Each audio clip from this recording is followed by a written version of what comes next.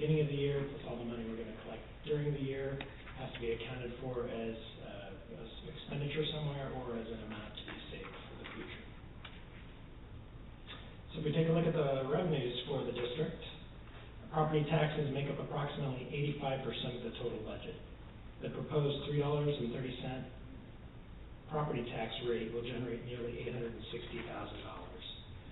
Developer contributions and investment income make up the remaining 15% of the budget, and that will total about $151,000. We take a look at the expenditures.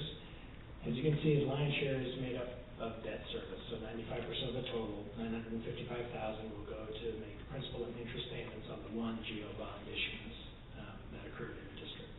Operations only makes up 5% of the total costs, and that budget will pay for roadway maintenance in the district as well as a portion of the maintenance on Quail Creek Veterans Municipal Park. Again, there are no ending fund balances, and that's because the district consumes all of its resources. This is a public hearing, so the public will have an opportunity to provide feedback to the board before the board makes its decision. The board will then have an opportunity to make changes or reductions. And then, if so inclined, the resolution before you would adopt the fiscal year 21 budget in the amount of $1,010,640. It also establishes the tax levy rate at $3.30 per $100 net taxable assessed valuation. And this is the same tax rate that it's been really since the mid-2000s. So with that, I'll turn it over to the district board. Thank you. At this time, I'll open the public hearing. If anybody would like to address the Quail Creek Facilities District Board, this is the time to do so. Seeing no motion, I will declare the public hearing closed, and I'll entertain a motion at this time. Mr. Mayor? Yes. I move to adopt resolution number 39. Second. Any further discussion? All those in favor signify by aye. Aye. Aye. Any opposed? Motion carries. Having no more further business, we're adjourned from the CFD meeting. And Madam Clerk, may I have a roll call for the resumption of the regular council meeting? Councilmember Rogers. Here. Councilmember Davis. Here. Councilmember Hicks. Here. Councilmember Luss. Here. Vice Mayor Egbert. Here. Mayor Murphy. Here. Four present. Thank you. Item number 5 is the approval of the agenda. Do I have a motion? So moved. Second. Any discussion on the consent agenda? Or the approval of the agenda? All those in favor signify by aye. Aye. Aye. Motion carries. Now we move to call to the public. At this time, any member of the public is invited to address the town council on any issue which is on tonight's consent agenda or any issue which the town council can lawfully act upon at a future meeting. Pursuant to Arizona open meeting laws, the council may not discuss the items, but individual members of the council may respond to criticism made by those who address the council, may ask staff to review the matter, or may ask the matter to be placed on a future agenda. So I have 2, but one is for another item later on, and this one is for normal call to the public. So, Mr. Staff, if you'd like to come to the podium. And as a reminder, there's wipes and sanitizer and all kinds of things up there. So. I do thank you. Yeah.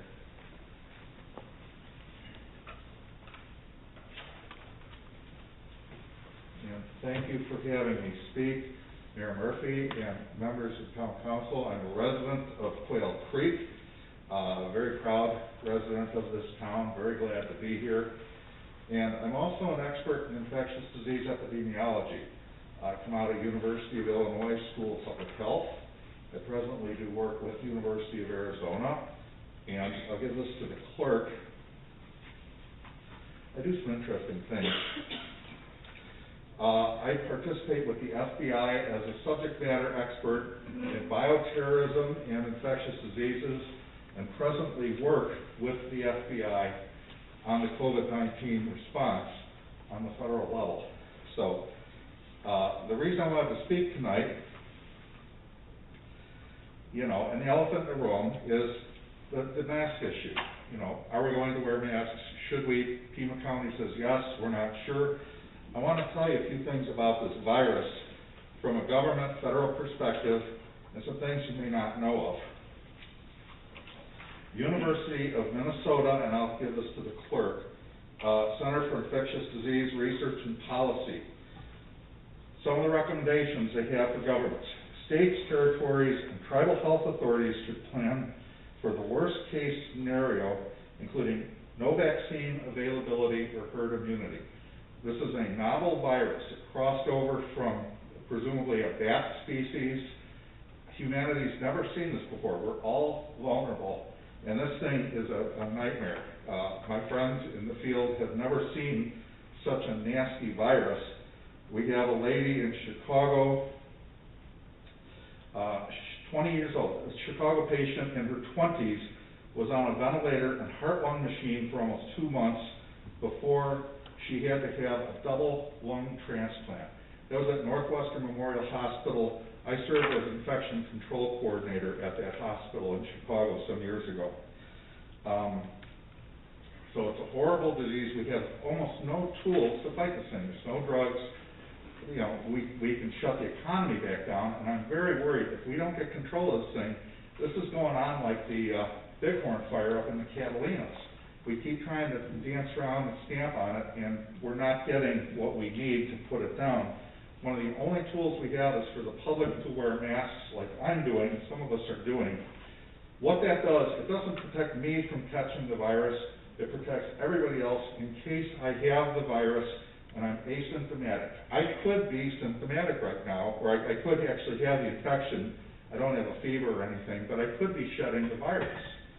And what the government recommendations from University of Minnesota, risk communication messaging from government officials should incorporate the concept that this pandemic will not be over soon and that people need to be prepared for possible periodic resurgences of disease over the next 2 years. Thank you very much. Thank you. I don't have any more call to the public. If anybody would like to address, you can. And if you do, just make sure you fill out with our town clerk a little card for the record. They're back on that table, but you can address us and then go fill that out afterwards and then get it to Lisa. Yeah. So I have filled out the card. Well, afterwards, Okay. but you can come out after Mr. Stack. Any questions from council members? Well, we're not. You're not we're done not with doing it. it. I'll leave my Yep. contact information with your very capable clerk. Thank you very much. Appreciate it. So you can, if you want to wipe down first, you can, but you can address us. There's the green light, yellow light, and red light when your time is up. And Mr. Jennings, and, oh, so we already had it. Sorry, we did have it, I just didn't have it up here. Can I wait for the green light? Yes. Well, I would start now, you're gonna talk like a second. Ready, set, go. I don't want to wear a mask. It's uncomfortable, it brings in humidity by the face, it pulls in the ears, but going without a mask is certainly more comfortable. But the reality is that my freedoms to swing my arm ends where your nose begins. That's the rule that we use for law and for freedom and justice, how we resolve conflicts between people. And the reality is that the danger of going out in public has significantly increased over the last 6 months, and certainly over the last month in addition. So what I'm asking for is reasonable safety accommodations. So as team economy is currently averaging 170 new cases per day, so for 3 to share, that would be 5 new cases every day, so 200 cases rolling into August, so just for a couple months from now. Based on our numbers, that results in 16 hospitalizations and 9 deaths. There's perception that it's mainly for the elderly, but as we just heard, it's also for the younger population. 1 in 5 hospitalizations between 20 and 44 years old. So we don't know who it will kill, but we absolutely know through the statistics that it will be killing residents. So hands down, the most effective protection is physical distancing. This is not to say that physical distancing isn't going to provide the best lift. There's no contention on that. But the reality is the protections that we've had over the last 2 weeks, which include physical distancing, are not sufficient to keep our hospitals at safe levels. So they're currently, it's been 2 weeks since they've been below 20%, since they've had more than 20% of beds available and that's statewide. So while there's beds available in Stafford and Kingman, that doesn't really help with us here in Tama County. So there's been a lot of confusion with the science behind it. The gold standard for scientific is independent verified research. So there's 3 studies, experimental studies. They've been peer-reviewed already, and they've been verified, so 3 combined make that gold standard. Community use of face masks and COVID-19 evidence from natural experiment of state mandates in the U.S., identifying airborne transmission as a dominant route for the spread of COVID-19, and a rapid systematic review of the efficacy of face masks and respirators against coronavirus and other respiratory transmissible viruses on the community, healthcare workers, and sick patients. Those are natural experiments, meaning they happen in the real world with how people react and how they change behaviors, how much virus is needed to cause an infection, as opposed to clinical studies that look at very specific questions as how much does one single mask perform. So I created an online petition. It's been signed over by 200 people, with that being from Sarita, another 40 from Green Valley, which I understand is part of your jurisdiction. I'll be passing that on. Email is fine? Yes. Okay. Well, you wrap up your last You can thought. finish it. You can finish. Okay. It won't explode. No, I just encourage you to look at the risk that it bears. This is an issue where your freedoms end as you spread unknowingly for all the cases that we don't catch. So. Thank you. And I already have the card, so you don't have to fill another one out. Thank you. Is there anybody else that would like to address the town council at this time? Seeing no motion, I will declare the call to the public closed, and then move on to council and town manager brief summary of current events. Mr. Udall?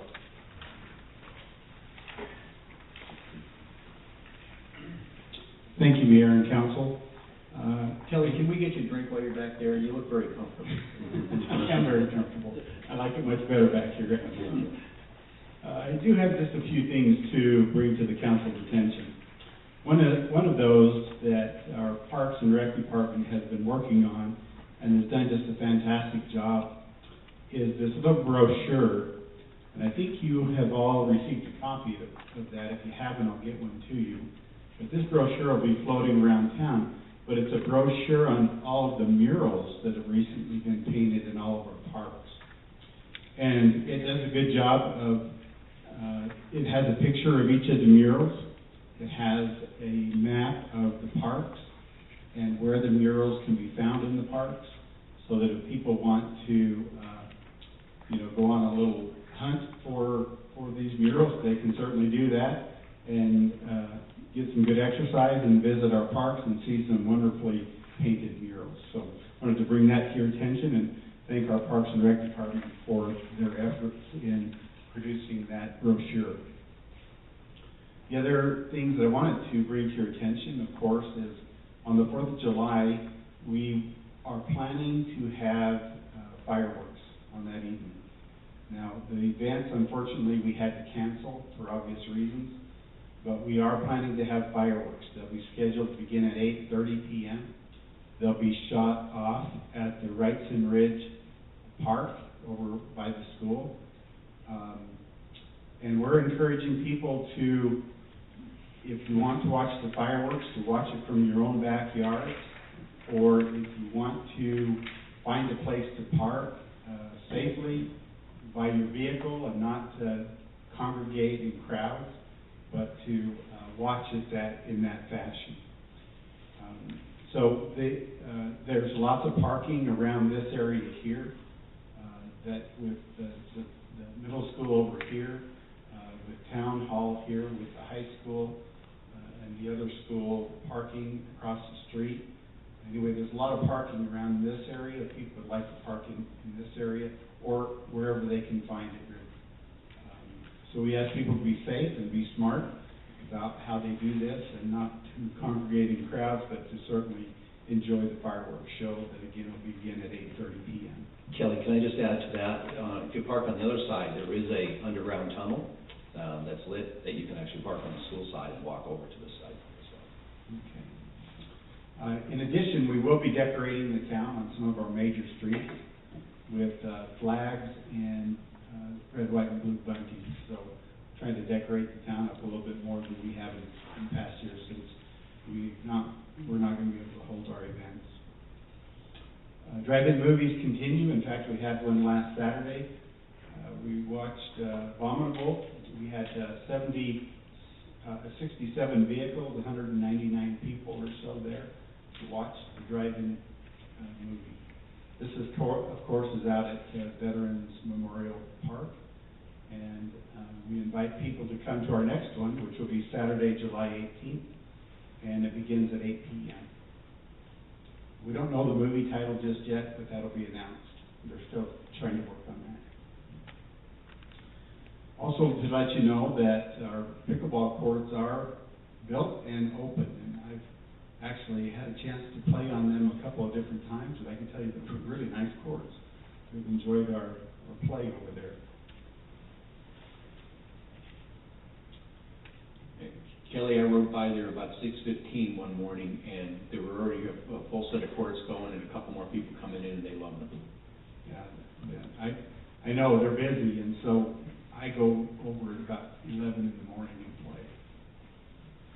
That's when I find an open time. So if you want to play me, yeah, 11 o'clock, let's go. Our solar project is beginning. That'll begin on July 6th. And it'll take a number of weeks in order for that project to get done and started, but we feel like that we will begin to use our solar array sometime in December. So, let you know that. And, Mr. Mayor, I think that's all I have. Great, thank you. Mr. Mayor? Yes. If I may, I think we're all aware that police forces in certain cities are under great pressure. And you might have missed it, but at 5 o'clock today, we had a drive-by here in our police station. 60 vehicles from Quail Creek did a caravan over here to thank the police and support the police for their actions and activities here in South Rita and in other locations as well. It turned out quite well. A few people didn't quite understand what all the cars were about, but the police did, and we were delighted to afford that well-deserved review by our residents. Thank you for clarifying drive-by. Well, I wanted to start out with something that would, keep people awake. That's right. Thank you. Bill? I'll go with that.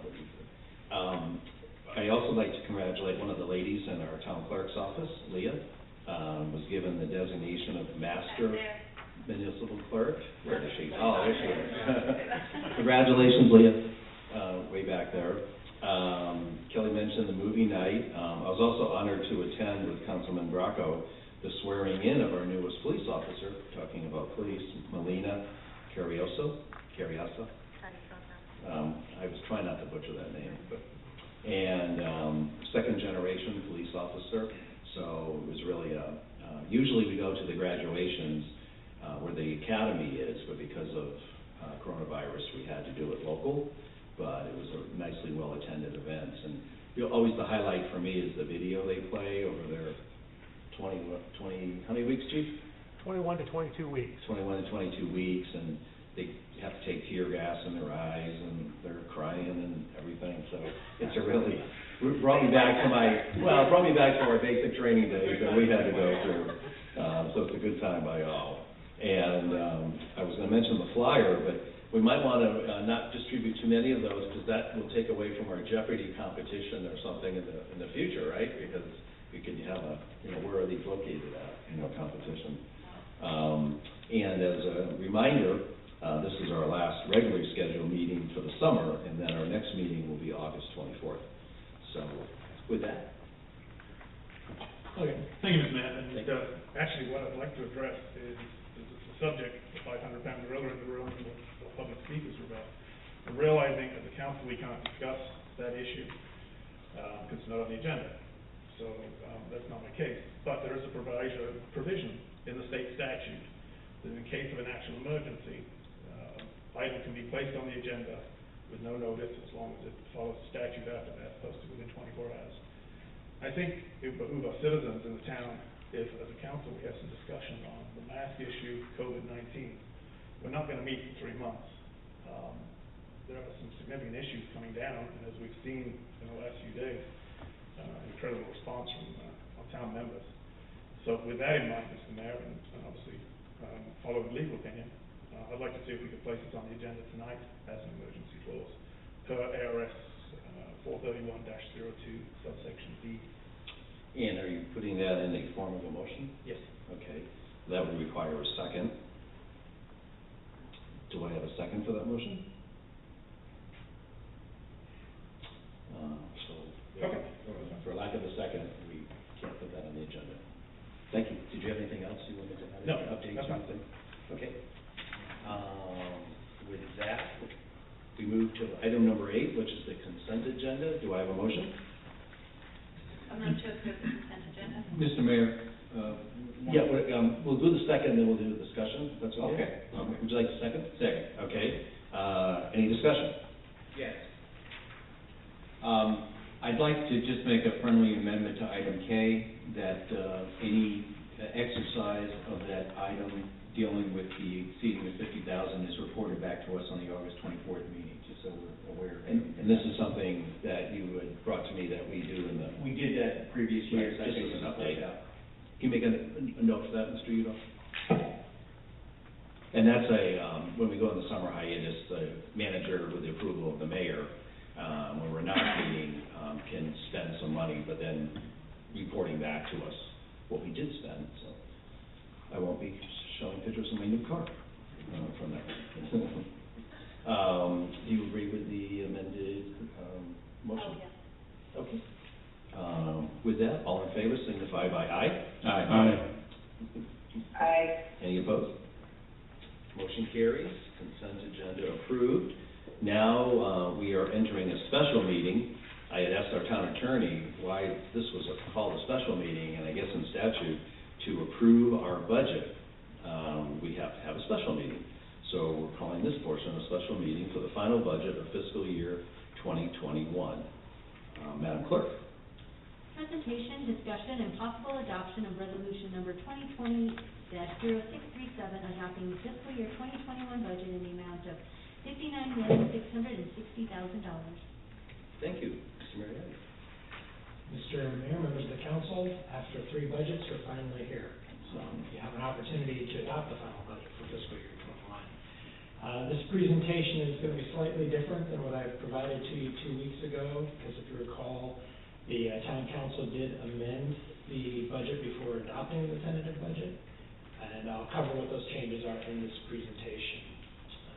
But regardless, most of the budget is the same, so this will be much more abbreviated than the 2-hour marathon. But it is special. It is special, yes. So with that, the budget for fiscal year 21 is $59,660,000. This amount is $150,000 higher than what I provided to you 2 weeks ago. The reason why it's $150,000 higher is because the amendment that you made was to account for the $250,000 COPS grant that we received. Of the $250,000, that's a 3-year grant. So in the first year, the allocation would be $150,000. So as we have new resources coming into the town, that increases the overall budget. So it is a balanced budget, which means that our financing sources are equivalent to our financing uses. So again, all the money that we come into the year with, our beginning fund balances, plus all the revenues that we collect during the year, including grant revenues that I just talked about. If we issue debt and we receive debt proceeds, all of that would go into the mix as far as our financing sources. And then we program that to either spend it somewhere or to be saved for the future. So in simple terms, all of our money is accounted for. This particular budget is $4 million less than our current year budget, which represents a 6.3% decline. And the reason for that is because we have fewer resources than we did in the current fiscal year. So if we take a look at our financing sources, so this is where the money comes from that's going to pay for all the items in the budget. You see that the largest component are our beginning fund balances, again, the savings that roll forward. This is $26.1 million, and that represents 44% of the total. Intergovernmental revenues make up about 20% of the total budget. Intergovernmental revenues would be those state share revenues that we get to pay for our operations. So a lot of the state taxes, we get a certain allocation of that.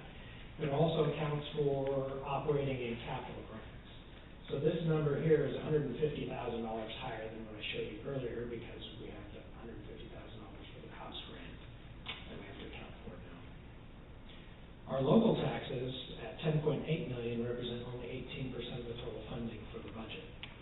And the highlight here is that there are no changes being recommended to our rate structure or to our tax rates. The other 5 categories shown make up $10.9 million or 18% of the total budget. New this year is the $3.119 million for contingent revenues. Well, why do we have that, and why is it new this year? Because of the coronavirus pandemic. We developed projections earlier in the year when we were developing our robust budget, because our economy was full steam ahead, looking really good. And then the pandemic hit, and there's a lot of uncertainty about what that means for the future. So we reduced our revenues in the major categories by 10%. So we're budgeting for contingent revenues because maybe the economy won't be as bad as we budgeted, or maybe there'll be another round of stimulus funding or other grant funding that becomes available. So it's important that we have sort of this built in, because that provides opportunity to make changes during the year if that funding arises. If you don't budget for it, then you can hamstring yourself and you can't respond to it, which would be very unfortunate. The Arizona CARES funding that we recently received, we were just notified of this award on May 29th, I believe it was, last week of May, for $3.61 million. That's accounted for in our beginning fund balances.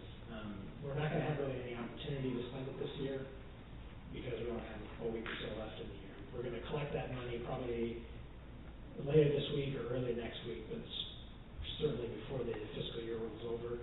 So it'll be beginning fund balances, and then we'll spend those proceeds next year. So it's not an actual revenue next year.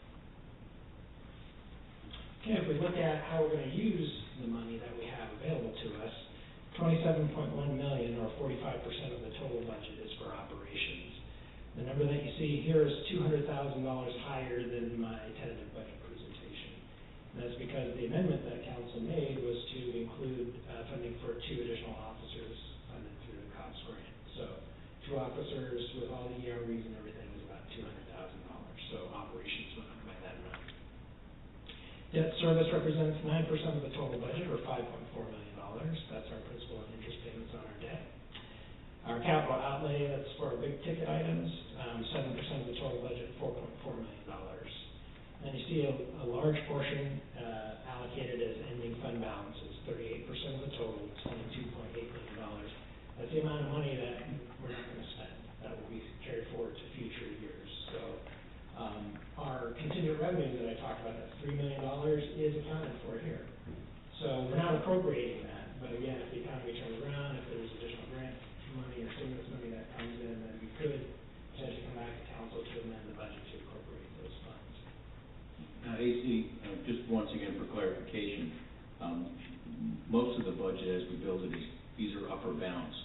If conditions change during the year, we will then throttle back the spending to accommodate the changes in revenues. Absolutely, Mr. Mayor, members of the council, just like we saw in our current fiscal year, where our revenues, we're certainly budgeting for them to fall short of that fourth quarter dramatic hit, right? $1.1 million reduction in all of our major revenue sources. Our financial policies allow the town manager to make the necessary cuts to make sure that we live within the budget that's allotted. So really focus on that bottom line. So if our revenues are falling short, we don't keep expenditures higher just because we have the appropriation. We reduce it to keep those in line. So we focus a lot on the fund balance changes on an annual basis. And you had mentioned, or Mr. Udall mentioned at the last meeting, froze a couple of, new positions that would have, not new positions that we lost somebody, and we froze those and did some other things. Could you touch on, I know that since the last meeting, the newest TPT came out. Could you just touch on that just a little bit, on how we fared? Sure. To my pleasant surprise, there's a big question mark about April. So when we did the tentative budget, we didn't know how our local transaction privilege taxes were going to fare. And I expected much worse than what the actual results were. So if you compare past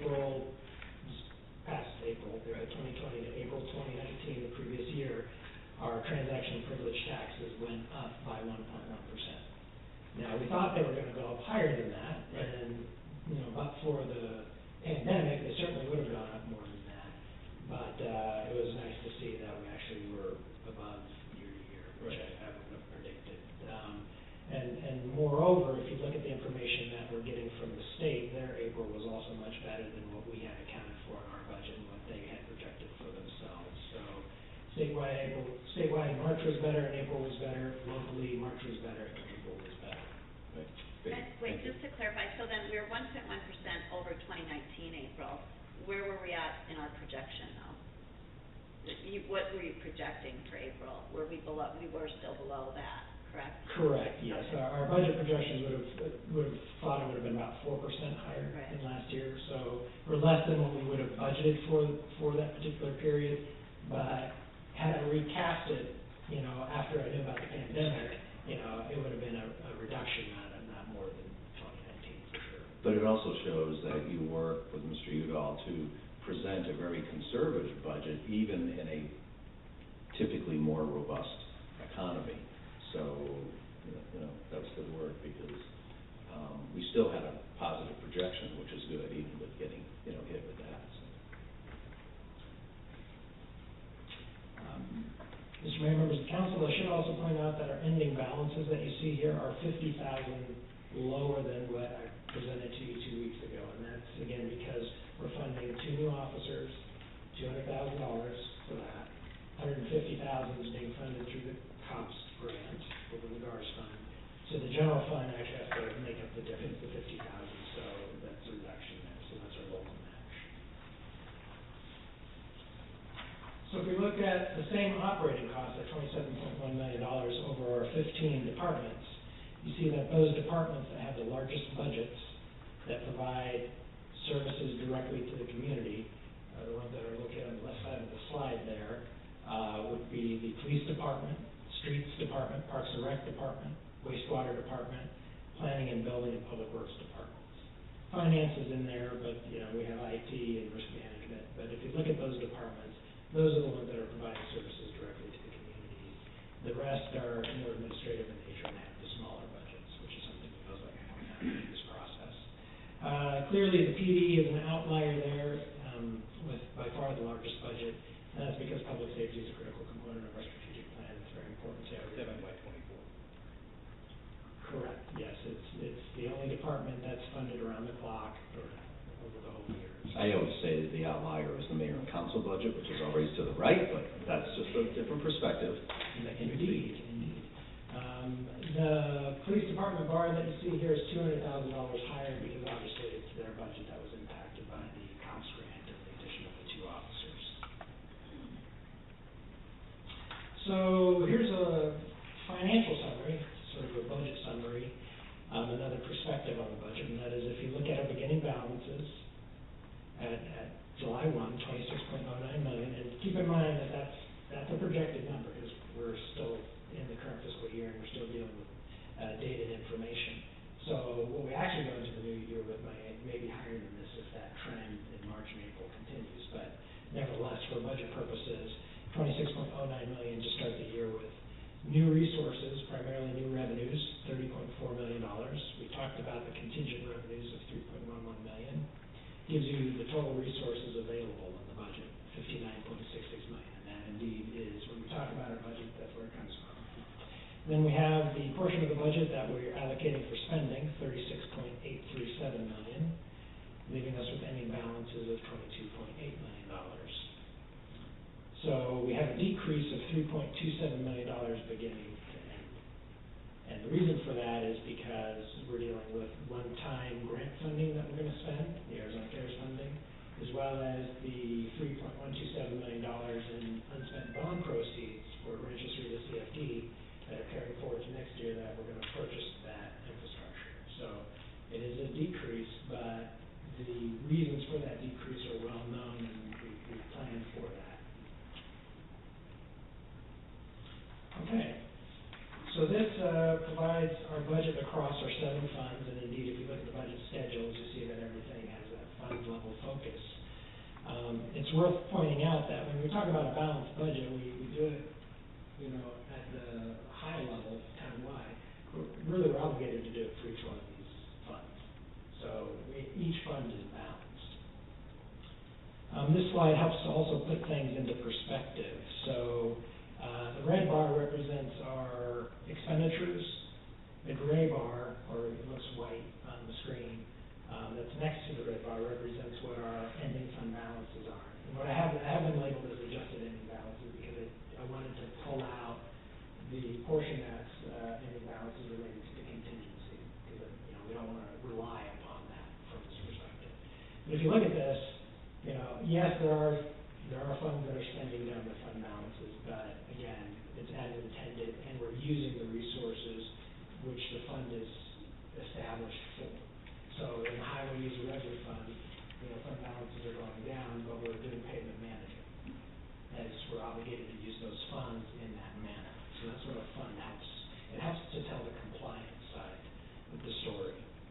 The budget, the mechanics of the budget, if you look at our expenditures, you add in our adjusted ending balances, you add in the contingencies, which are a component of ending balances.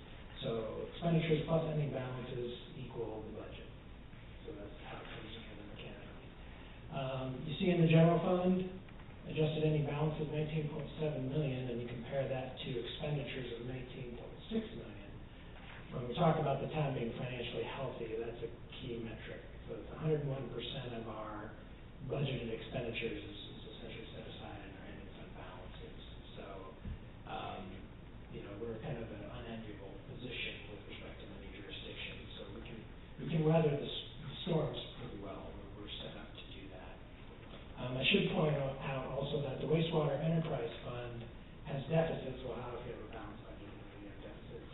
The annual budget actually, we have less deficits that we're projecting next year, even with all the reductions that I made due to the pandemic, that fund is trending in the right direction. So yes, we have deficits. We've known about those for many years. We have a plan in place to help alleviate those deficits, and we're going to be less deficit. So we're going in the right direction. Okay, so to summarize, the Arizona CARES funding was a big game changer for us. $3.61 million that came in late May, and we told the budget accordingly. Prior to getting notified of that award, we were prepared to present a skinny budget to the town council. The skinny budget would have done nothing in the way of making progress towards our strategic plan, which was just adopted in January. So it was really sort of batten down the hatches. It would have been the 2020 budget rolled forward and then cuts on top of that because we were reducing staff. So the Arizona CARES funding did allow us to restore services and programs to make some headway in the strategic plan implementation. Not as much as what we would have hoped when we had our robust budget that we started the process with in January, February, but certainly better than the skinny budget. But equally as important is out of our allotment, we've got $1.1 million going into community investment. You're going to hear right after this presentation about $600,000 being allocated for business safety and recovery program. And there's another $500,000 that we're transferring over to the wastewater enterprise fund, which will reduce the subsidy from the general fund, which benefits the entire community. But it also provides rate stabilization for our utility customers, which again, that's direct benefit to our residents. If you looked at our main funds, so I'm talking about the CFD or the capital, but our main operating funds, each of those funds have in the budget operating surpluses. And then as we talked about, we do have revenue contingencies that we're budgeting for, and that is just to provide us opportunity that if the economy's better or additional funding materializes, we can potentially come back to the town council and amend the budget to do more things in the strategic plan that even this budget has cut out from when we're looking at a robust budget. So what are the next steps? Well, this is a public hearing, so the community will have an opportunity to provide you with feedback before you make any decisions on the budget. And then you can make reductions or reallocations to what's been presented. It can go no higher than what's been presented because that is the tentative budget ceiling limit. And then, if you're so inclined, the resolution before you would adopt the budget in the amount of $59,660,000. And the resolution also establishes a commitment for reserves of $5 million in the general fund, and that's pursuant to town policy, which is actually written into our town code. So with that, I'll turn it back over to the mayor and council. Thank you, and, once again, I'd like to compliment the police department for going after that COPS grant. As you heard, it goes towards a long way for paying for that, plus all the department heads. We get park and rec grants on these agendas from time to time. I even think the courts has received grants over time, so I appreciate everybody always going out looking for those opportunities, which only benefit our residents. Before I open the public hearing, does anybody have any questions for Mr. Marietta? Can we come back after? We can do that as well. No. Okay. No. Yes, we can. At this time, I'll open the public hearing, which I will declare open, and I have one speaker card. Mr. Sundberg, do you want to come up and address his wipes and all kinds of things if you're... Okay. And you know about the red light and green light. You're very familiar with that, I know. The budget you guys described as skinny. If I was to describe myself to that same budget, I would say I was skinny. It was not that skinny, given the uncertainty that's coming out. Okay. But going from there are a lot of uncertainties.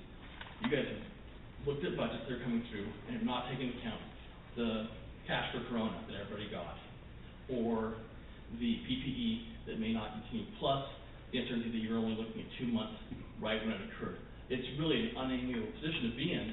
I made some comments earlier, and AC said, do you ever doubt our ability to do a good budget? And I said, no, you've done very well with your budget planning. I don't agree with everything you do, but I think that it's been a well-established budget. But you've never been put in a situation where you were looking blindly into the next year, which is exactly what you're doing. You have no idea how next year will play out, and I don't think you guys have respected how little you know. It may be great, and that's why I came in May or April, and said, whenever you guys open back up, and said, you guys have a budget coming, you need to prepare for it, and I strongly encourage you guys to prepare for it in a way that you do all the essentials and hold off on everything else. It doesn't hurt you to have a much more conservative budget, put things off, say we'll do the basics, and then we'll come back next year, more gusto if it's available, because then we protected this from shortfalls. Secondly, you guys did cut merit and then replaced it with COLAs, but that's still something you won't be able to adjust in your budget after they're in there. It would make much more sense to do one-time bonuses that could be given contingent upon the money available as time comes through, than to do something that you're stuck with, because that speaks into your budget, and it's not something you can adjust with. The other thing is, I know you guys aren't concerned about the $3.6 million, but on the radio, Bill Buckminster and Dan Scheer were interviewing Chuck Huckleberry. They talked about questionable math maneuvers the city of Tucson were doing, and that's what the county was doing also. The county very much said those grants, maybe through the Treasury Department, have suggestions of how they could be spent, but how they are audited is based on how they are written. And my understanding, which may not be correct, is that it's for COVID-related relief, not for general budget allocation, and it makes me concerned that you guys are not worried about misspending. I know you guys have $22 million. You've got money to spend if you misspend it, but you're already eating into what we had, and you could eat further into it if you misjudge. And so, my suggestion is, I would not take this budget.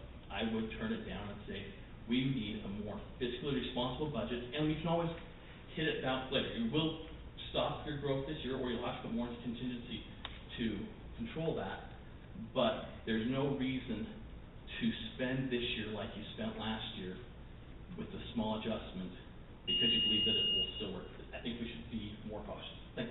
Thanks. That was the only speaker card I had for this agenda item. Would anybody else like to address the council on this item? If not, I will turn it back to our various council members. I do, I have a question.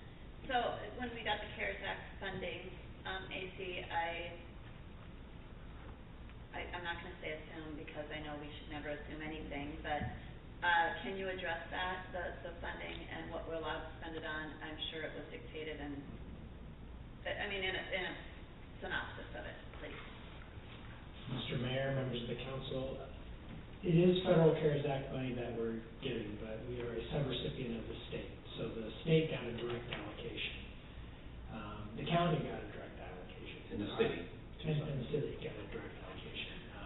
But the town is getting it through the state. So we're gonna be beholden to the terms and conditions that the state sets forth. And the state is saying that those funds have to be used specifically to pay, well, in our case, specifically to pay for police department, payroll, and employee-related expenditures. It's true that it will be subject to auditing, but this is where, we're in good company here. So, pretty much every jurisdiction in Arizona is gonna be in the same boat if this is inappropriate, but we're all going back to the source guidance that we've received, and the state's received and looked at and questioned, and that is, the U.S. Treasury Department has said that it's presumed for their administrative purposes that spending it on public safety and public health is a legitimate use of these. It is a COVID-19 related use of these funds. If they come back and say, no, that's not the case, then, they are the source guidance. Right. So, is it risk-free? Well, nothing's risk-free when you're dealing with grant money, but, I'd probably focus on some of the bigger allotments rather than our own, but I'm relatively confident, well, I'm highly confident that we're not gonna have any issues with this. But with the reserves that we've got, we can also, money's fungible. And so if that money's locked, we can move other money and then replace it. So, you know me in risk, but I don't happen to see that that's a extreme risk. Well, there were, go ahead. Well, we would lose 100% if we turned it down because we're Right. concerned, because we have to follow the stipulations that the state set forth. So, that's 100% loss versus, we'll take it and be in good company and sort of, I don't even want to say take our chances because I think it's highly probable that this is fine. Right, and I was up there, with the state when this was announced and going on, and there's only 5 jurisdictions, 2 counties, 2 cities, that qualified for direct allocation, and the rest went to the state to be divvied up by all of the other cities and smaller counties. And they worked, with the White House, the Treasury, to make sure that was an accurate allocation or a use. Sure. That's why they put it statewide outside of those 5 jurisdictions. So I'm relatively confident. Mr. Mayor, if I could just one more, thank you, Stacy.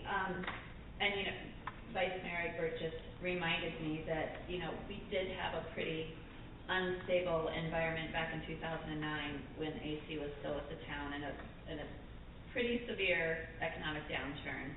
And we do have things built in. This is the most that we can spend, and we don't have to spend it all. And AC, I just want to say, I think the budget, you've done a great job. I know you had to revise it. This was your 3rd revision on the budget, so. And we did blame you for all those other downturns. But good job to you and your staff. I know there's been a lot of change, and you guys have done a great job, so thank you. No, he said he did it all by himself. I don't know how he did it. Great job. I know, I'm teasing. Any other comments on the budget? If not, I will entertain, the public hearing is still open. Any other who wants to address? I'll declare the public hearing closed. And now I will move on and entertain the motion. Mr. Mayor. Yes, sir. Move to adopt resolution 2020-0637. Second. Any further discussion? All those in favor signify by aye. Aye. Any opposed? Motion carries. Now we will be out of our special meeting and continue with our regular meeting. Madam Clerk. Discussion and possible approval of an agreement, contract number 210011, between the town of Saladesa and the Perimeter Bicycling Association of America, Inc. for the 2020 El Tour de Tucson main event. Thank you. And Mr. Michael, who is the Parks and Rec Director, will present this item. And we have a couple of representatives from the Perimeter Bicycle Association of America that is available to make some comments. And at this time, after sanitizing, Mr. Michael will Be presenting. You killed it. Thank you, Mayor and Council. As you said, Nanette Michael, Parks and Recreation Director. I'm presenting this item on behalf of Terry Bankhead, our Assistant Town Manager, who couldn't be with us this evening. But anyhow, for your consideration this evening, we do have an agreement to have El Tour de Tucson come through Sahuarita on November 21st, which is kind of exciting. The route proposal is in your packet, and I'm going to flip to that real quick. The 100-mile race comes through Sahuarita. You can see we head west on Sahuarita Road and then down Nogales Highway, and it passes Quail Creek Veterans Municipal Park, and which is an excellent viewing station, and then off it goes, coming back and traveling north on Nogales Highway. So you could see the portions that would be within town of Sahuarita. And their 57-mile route also comes through a portion of Sahuarita. It does not go by Quail Creek Park, but nonetheless utilizing streets within the town's limits. And so the agreement is not a cash agreement, it's an in-kind agreement. And so for $10,000 estimated value from the town's perspective, and that's primarily public works expenditures, helping to prepare the streets, the sweeping and traffic control. In exchange, we get some fabulous marketing exposure, which really fits with your strategic plan about placemaking and events and creating a lot of sense of awe and wonderment and excitement in the town. And we get wonderful marketing throughout that event. And so the agreement, I think it's pretty straightforward. That really is what there is to it. There are other aspects to the agreement, which is police will, of course, be supporting, but they will be reimbursed by Perimeter Bicycling Association of America for those services. And then also the association that's putting on El Tour also does direct payment of expenses such as barricading and things like that. So really there's no cash out of pocket, but there is the value of the town supporting the event. And in exchange, we get a wonderful marketing package which is outlined in the agreement as Attachment A. Now, with us this evening, we have the CEO of Perimeter, Charlene Grabowski, if I said it correctly, and I would like to invite her to the podium to say a few words and talk a little bit more about the event. Thanks. And one of the other strategic plans that we mentioned during our planning session is more state exposure in our, as a whole, so bringing folks from outside of the community. And I have to ask, because we had a mayor, if I'm not mistaken, Grabowski, many years ago. Are you related at all? No. No, okay. It's a very common Polish name. So Okay. It's a little bit like Smith in Chicago. Right, or Murphy in New Absolutely, England. exactly. Okay. Well, Mr. Mayor and council members, it's a delight to be here tonight.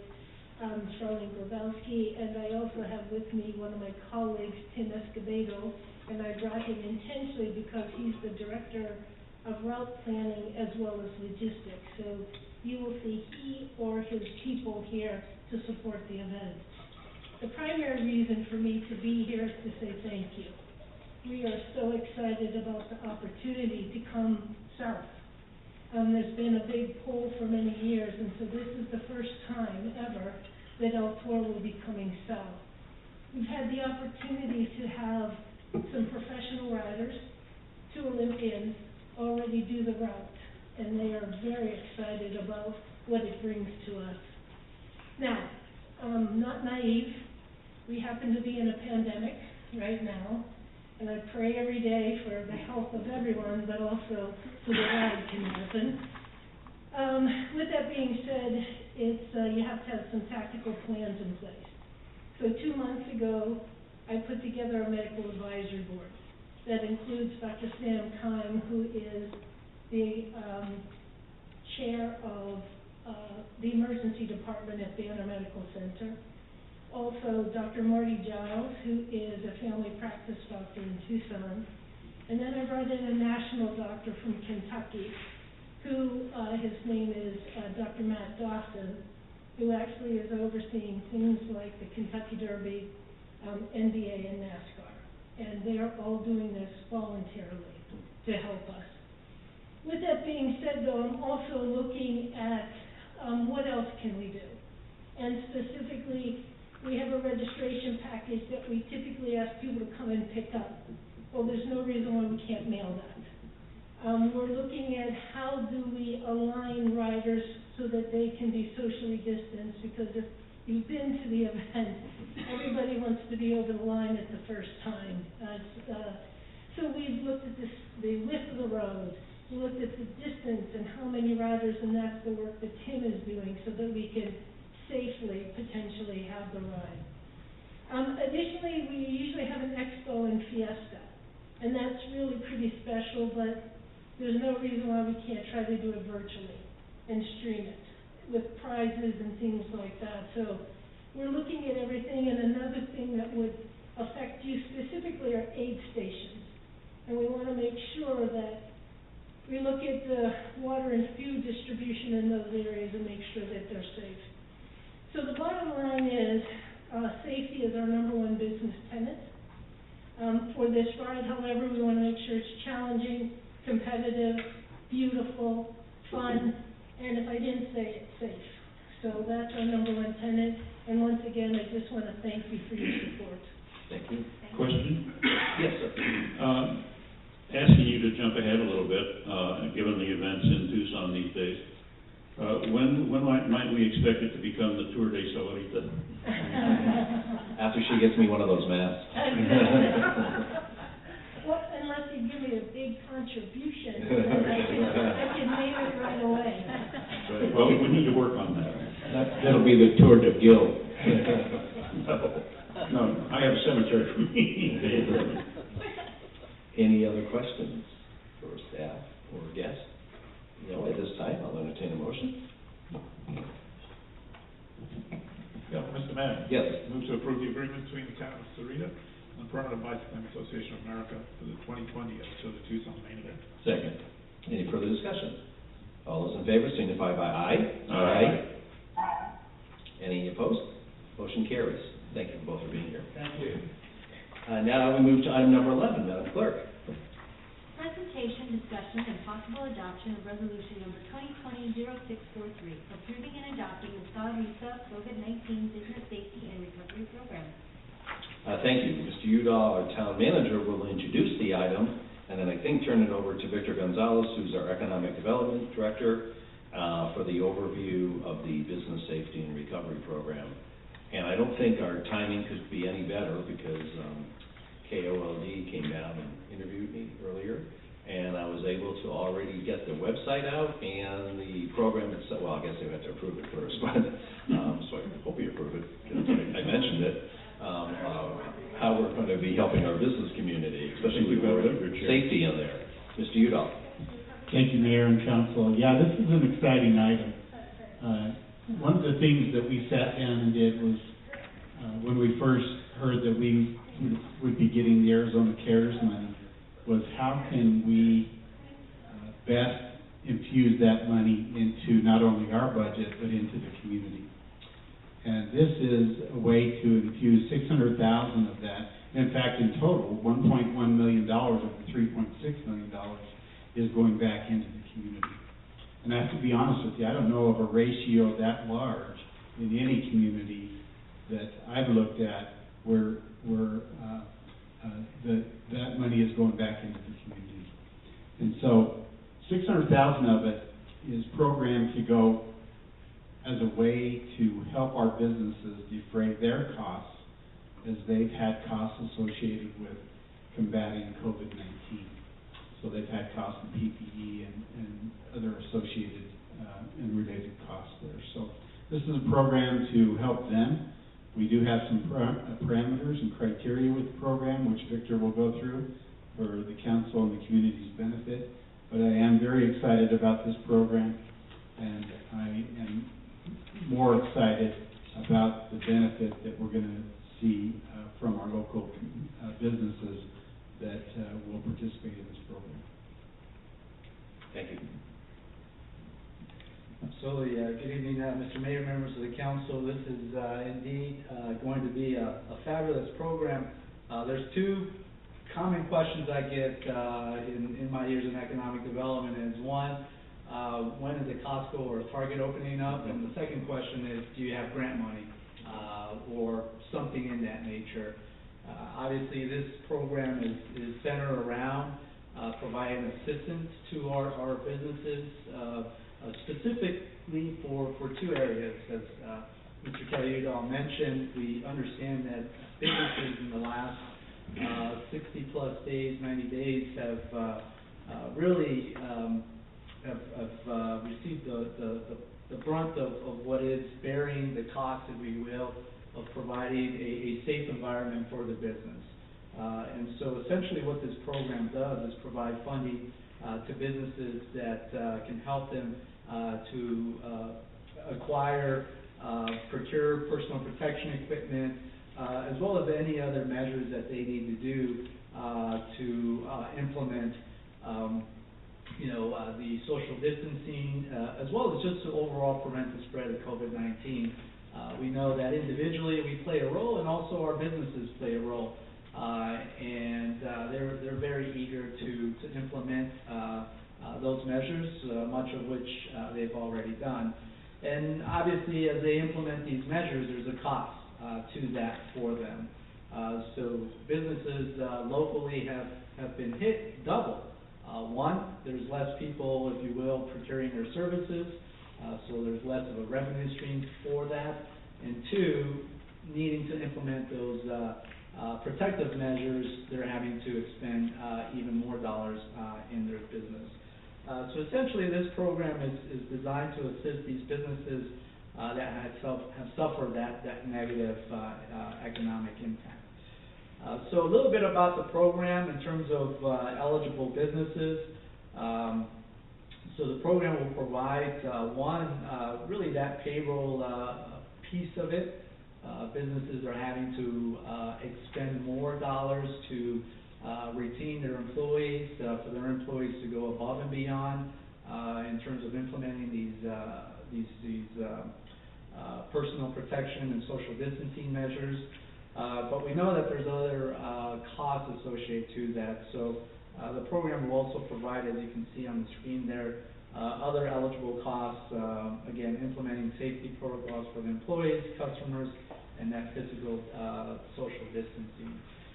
Just going out and meeting and speaking with our businesses, a lot of our local businesses have done that.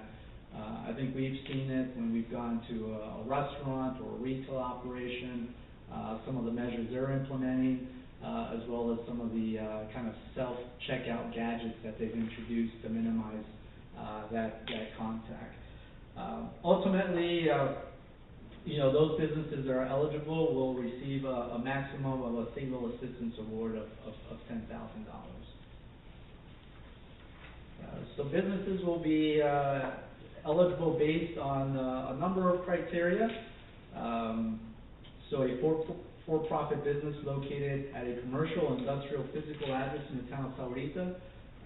So essentially, if you have a business in the town of Sahuarita, and I know some businesses have a Green Valley zip code, but they're physically located in Sahuarita, that's something that we're more than happy to confirm when they're looking at the eligibility, but they do have to have a physical address in a commercial industrial setting in the town of Sahuarita. Unfortunately, home-based businesses are not eligible.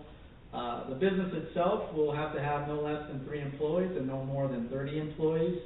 And part-time employees and independent contractors do count towards FTEs.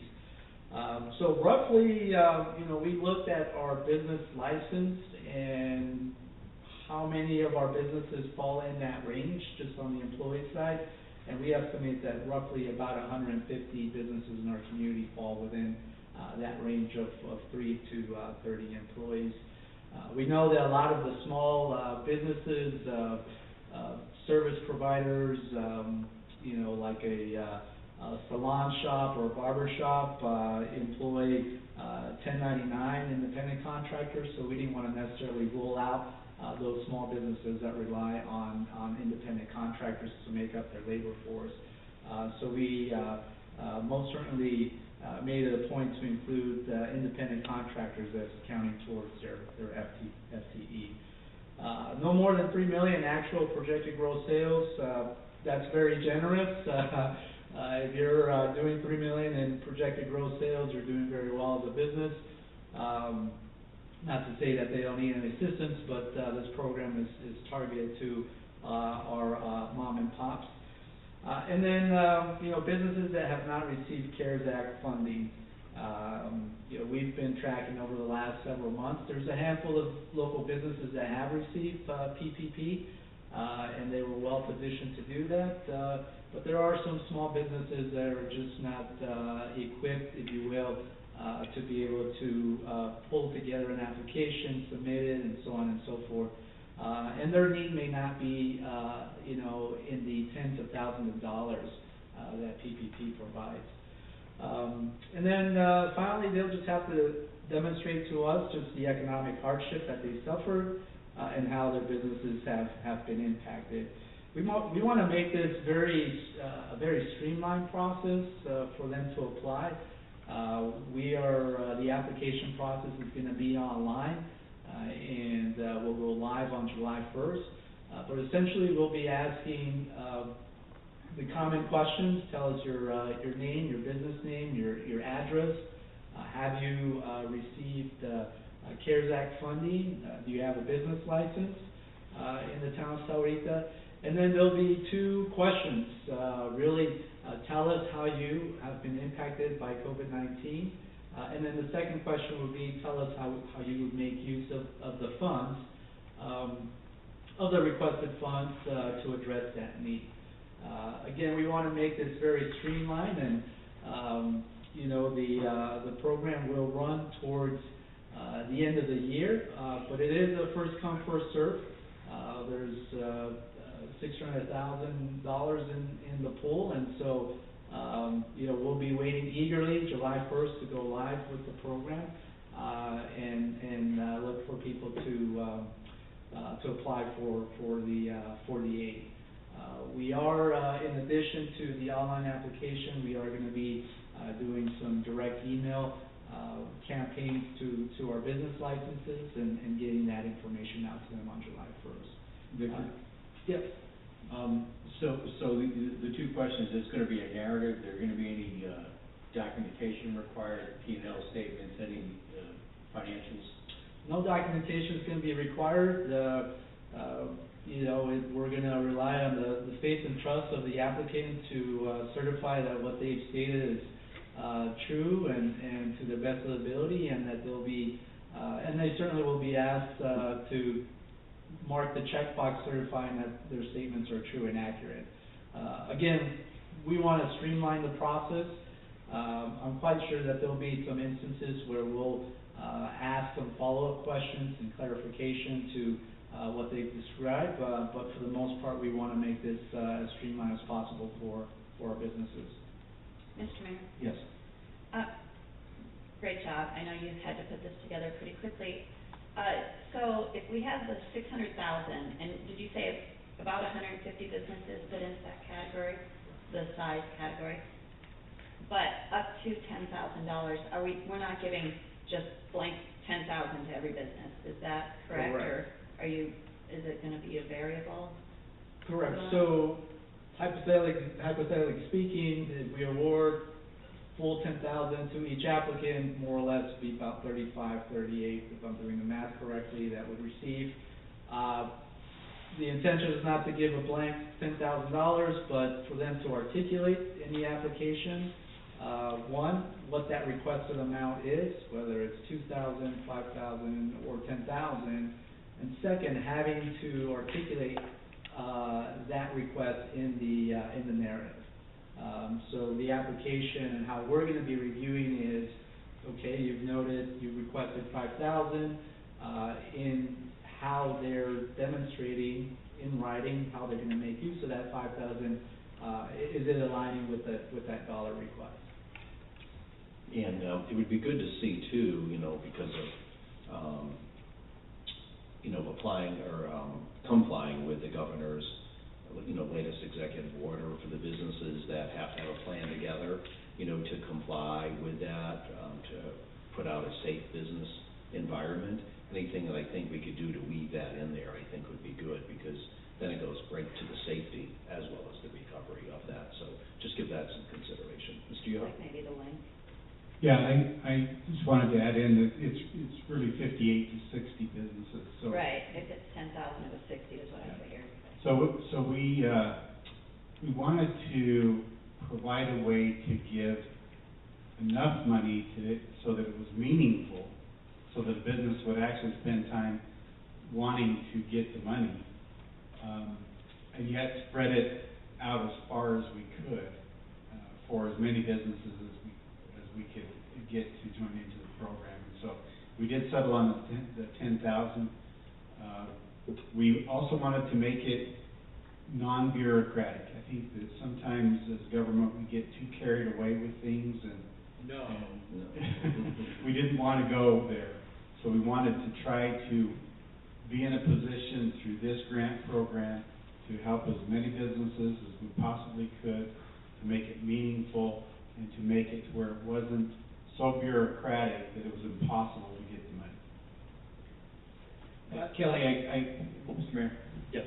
Yeah, I agree with all that, but we also have to protect ourselves against fraud. And so, you know, we need something in there, you know, some kind of mechanism to validate. You know, I just don't want it to turn into an exercise in creative writing. If I would just add a couple of things, so as we were pulling together the framework of this program, we did look at a few other jurisdictions that have in place this type of assistance programs, City of Mesa being one, as well as City of Phoenix. Tucson as well has a similar program. Obviously, those jurisdictions are larger in population size, but the mechanics of this program is very similar in that in those jurisdictions, very much a $10,000 range grant program. More or less, the requirements or eligibility requirements are similar to what we've outlined, and so we've taken some of those good elements of what they've established. And certainly, you know, based on just the experience of grant writing and proposals, you know, establishing a streamlined process, but also the accountability. And so, as we receive these, we're certainly going to be reviewing them. One, do they have a business license in the town? Certainly, there's ways to, if you will, establish whether or not that business is in good standing. Whether that's making use of the Better Business Bureau as a source to validate, you know, the credibility of that business, as well as just the general knowledge that we have within our business community of that operator.